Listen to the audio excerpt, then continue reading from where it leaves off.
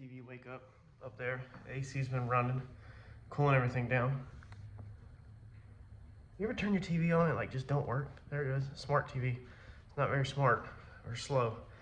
We're gonna get back on this. It is Friday. The video y'all seen on Friday night was all the way from last Sunday. So we're trying to take our time on this and pace ourselves on this project. Try to work on it a little this past week, ran out of welding gas, but I got a whole full tank over there and we are ready to rock and roll. First off, I want to say welcome to the channel, to all the new subs that we got. We do have new subs coming in.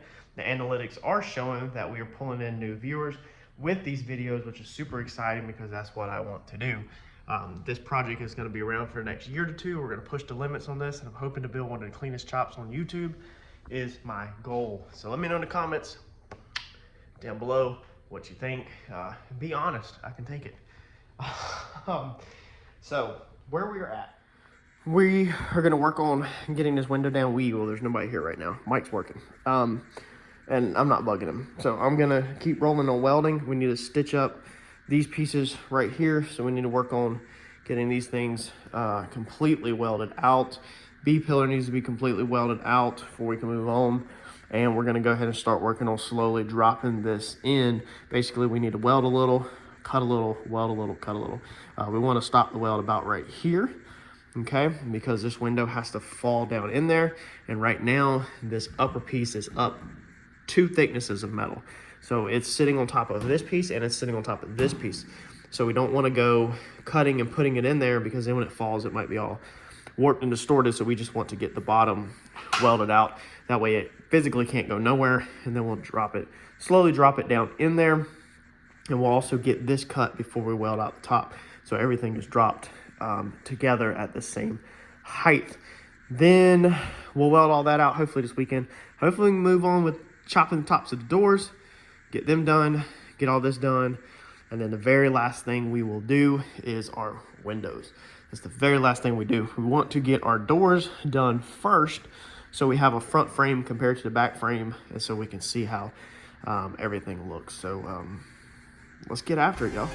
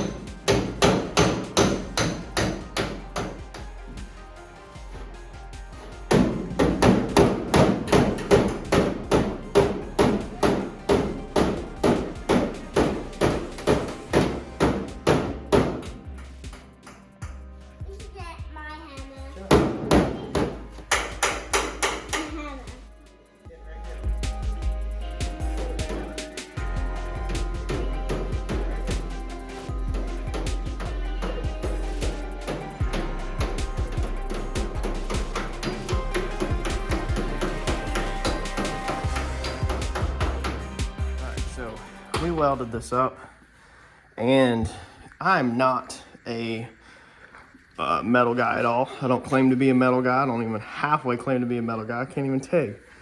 I'm a body guy. I'm a hardcore body guy, and in body filler, I trust. So, with that said, yeah, the blow on it.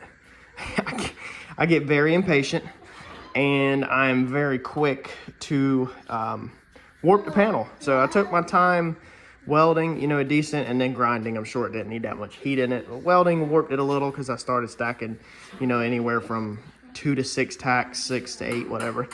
I mean, I still was able to touch it. I still did the hand trick, but y'all, I'm not here to pretend or lie or fake anything. I'm not a welder. I'm not a metal guy. And I like low spots. So I like to cave and pave and use body filler. But honestly, it's really straight. I wish you could be here and feel it. But this side turned out pretty decent. It's definitely got warp in it. It's 100% have warp in it. We're not here to fake anything on this channel at all. But my goal is just doing some basic dolly. It's a Harbor Freight dolly kit. They're not good. I've never seen a good review on them. They're decent. Just two things to smack together, basically. But this is decent. I know what I can work out with filler, obviously, since I'm a body guy. And I know what I can't. There won't be much filler on this at all.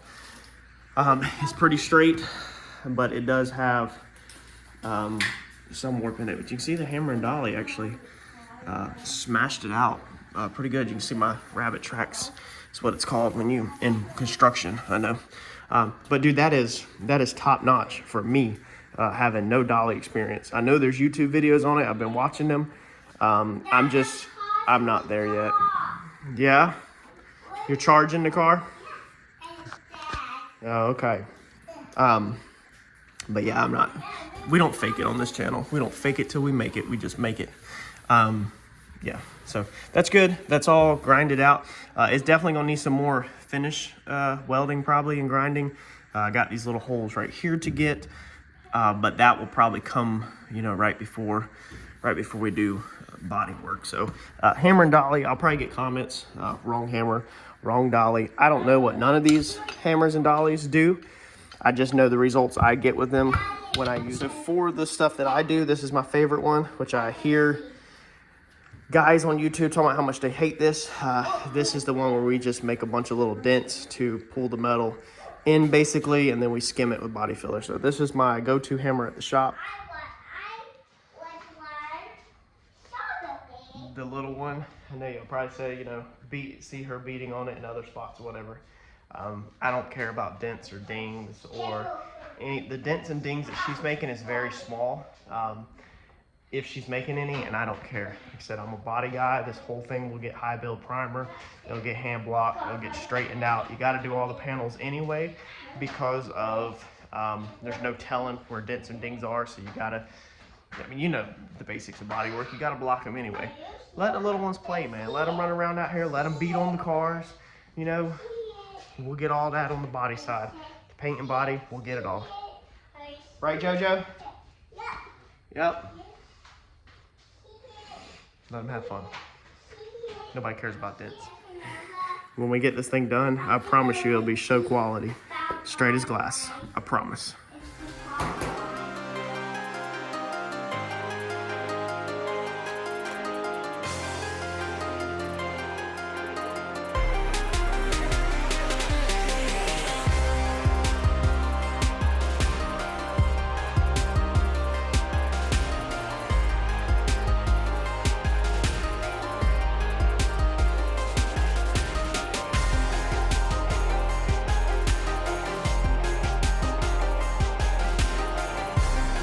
So slowly working this back section in. Basically what we're trying to do is started from the center, worked our way out, and we're trying to, just like you're making a bed, roll the window out to there at the same height. Then we'll start rolling the window out to there, and then we want to kind of roll the sheet metal from the roof into the old stuff. And then once we have this right here done on both sides, then we will basically drop the window down into the roof, which right now is sitting on top. This is probably the hardest part, or the part that doesn't go together exactly the easiest, even though we are still lightning years away of what I've seen on YouTube and a lot of people do.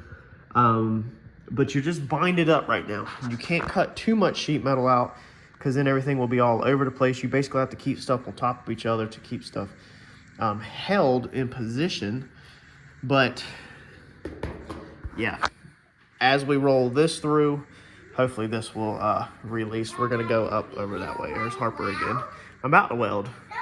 Yeah, you play with your dollhouse. I'm gonna weld. So this piece right here is pretty complicated. It's where a lot of stuff tied together. So you got this flange right here where this gutter was. And I was trying to get this sheet metal, we want cut above the flange. We don't want this to overlap and then cut our flange out because our flange adds quite a bit of strength. And we have the flange here, and then we had the flange from here down. We just took the drip well off the outside. So we want to keep that flange there for a little bit of strength and only be missing this little tiny area. So got a little dicey, but with some welding, we'll get it smoothed all out. And we needed this to be smooth anyway. This panel, as you can even see on this one, this panel is higher than this panel. So if these are flush, then that means this panel is gonna be higher than this panel. So this is just an area that we're just gonna weld it up, and then this will definitely get body work to smooth out so that all of this rolls when it's together. We will weld this whole entire seam up here. That way it is seamless, and that's that.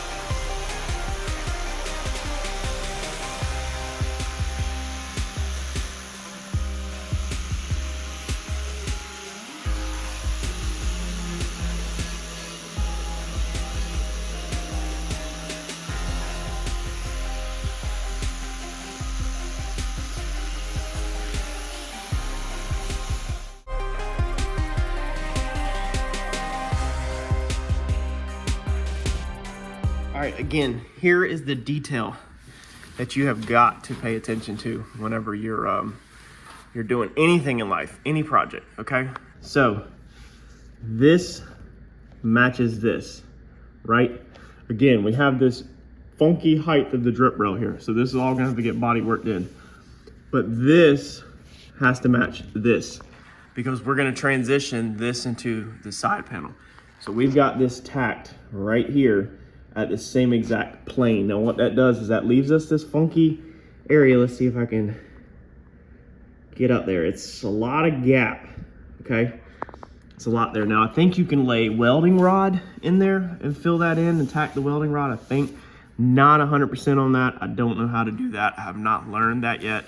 I'm not gonna worry about that. I'm just gonna come right here and I'll just tack me up slowly, build me up some weld in here, and basically fill all this so that I can grind this out. And then when we get here, we'll clean the seam out the best we can. We'll flat wheel it to knock the edge of the gutter off, and then we will weld that up 100%, and then this will all get body worked and smoothed and, you know, maybe dented in some here so that our body filler flows better or whatever. We don't want to leave this body line here. First, I don't want a body line, but second, we'd have to create that body line all the way to where the gutter drip rail is. And as you can see, our height of our drip rail has changed, so it's just not going to look good. You'd be creating a false body line, and there's no reason for it. All we got to do is go from here to here. Body work and stuff is not that hard. So that's going to be at a later stage when we 100% get that smoothed out. We'll get it welded up, but 100% smoothed out later.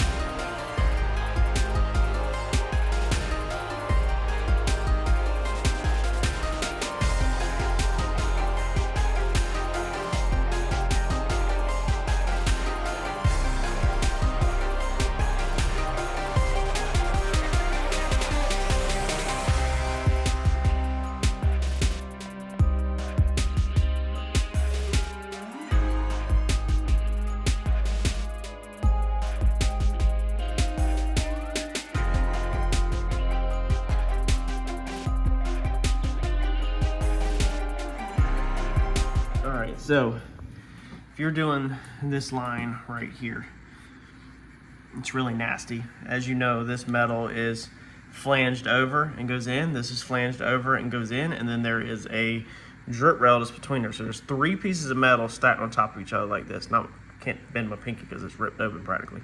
3 pieces of metal stacked on top of each other like that. That means you got 1, 2 seams that are full of rust, dirt. I don't know if there's lead in there. It was doing some real funky stuff. I have no clue. I got the door open.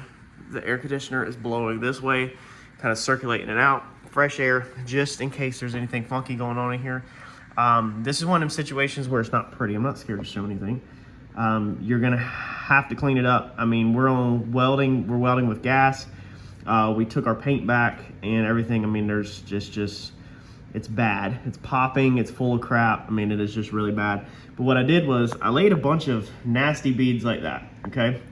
Real nasty ones. Like every single one of them had craters like that right there popping in them. Like just absolute terrible. And then I kept wire brushing it. And what I've done is then I took the welder and literally just flowed sections really quick. That's what these long turd looking things are. Then it welded a lot better because it's almost like now we've burnt the trash out, or we've burnt the trash into the metal, whatever you want to say. I'm sure there's better ways to prep this, but you've got to understand once again that this panel is lower than this panel. This panel is higher than this. There is a fall off. It's almost like a butt crack. So this panel goes in like that. This panel goes in like that. There's a trench right there. That trench has to be filled out. Now, I don't know if we're gonna use some kind of metal filler, like a panel bond, and we might run a panel bond mixture over this seam, swipe that out. If there's a way to clean this flange out, you're welcome to let me know. I probably could have poured paint thinner down it or acetone and scrubbed it. And I probably could have even used a torch and lit it. You know, I probably could have did some other methods, but at the end of the day, if you're an OG to the channel and you listen to every word I say, you know I really hate prep work. So I'd rather make it look like crap than to do it right, honestly, on some situations. Look at this one. This looks funny. Yeah, it's so gross. So no, the weld is not necessarily penetrating this one and this one. What I'm trying to do is just fill the gap and burn the crap out, basically. And we'll come through here and grind this out, and then hopefully this will be locked all in. I might even honestly go ahead and do it before I grind it out. And then hopefully now I'm hoping that I can tack this metal to our weld. So I'm hoping I can tack it to our weld, and I can tack this side to our weld, make 2 passes down that, and then I'm hoping that everything grinds out and smooth. First time I've ever done this, so we'll see how this goes. You are obviously days behind some situations. It is Friday night. You just seen last Sunday's video.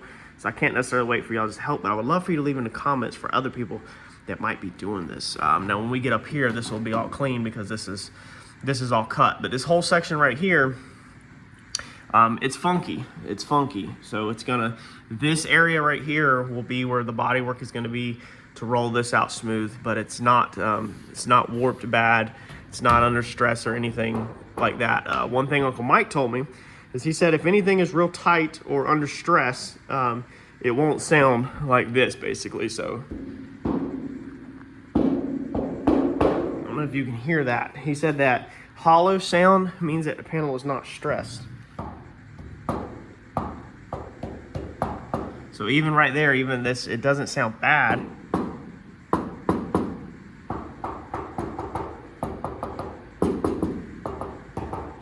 All of them don't sound too bad from what he was saying. I don't know. Let me know what you think in the comments of this method. It's pretty gnarly. It is definitely nothing you take a picture of and post, but I don't try to fake it for YouTube and hide it. So after grinding it to about like that right there, you can see that that worked perfect in my opinion on that one side. Once I grind that out, I'll check if there's anywhere that needs to be filled. Obviously you see all the tacks are not touching. I ran this at one continuous pass because it's so strong right here.